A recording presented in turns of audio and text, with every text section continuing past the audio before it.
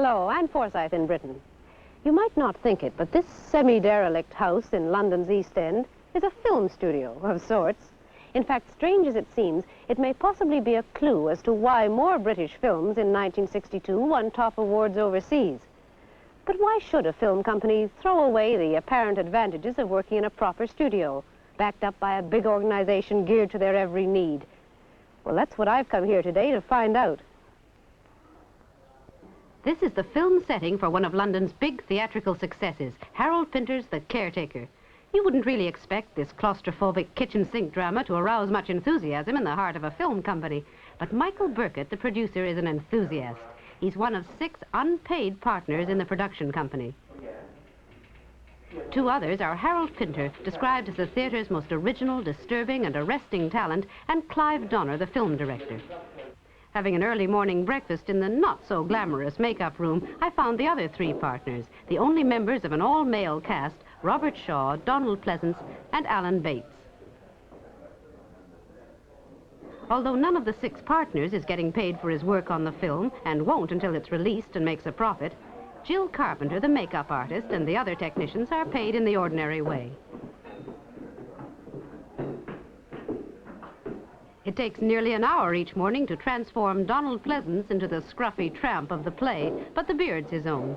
Incidentally, this is the 3rd time he's played this role, in London's West End, on Broadway, and now in the film.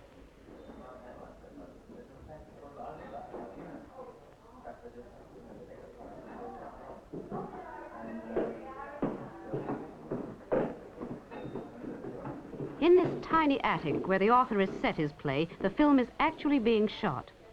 The enormous limitations of space and lack of technical facilities have forced the filmmakers to be inventive and alive.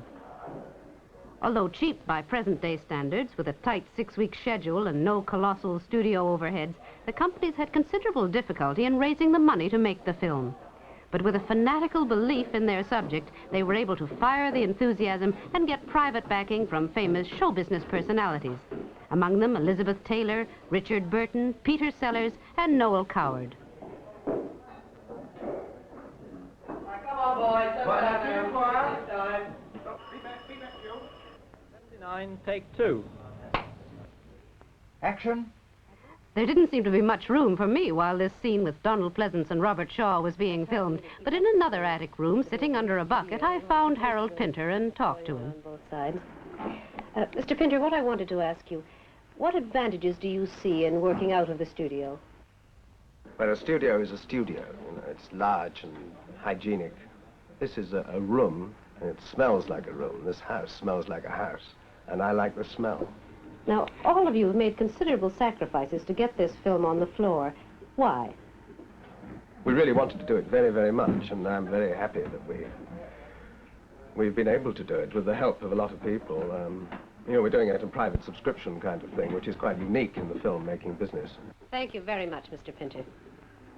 The Caretaker is not the only British film to be made this way.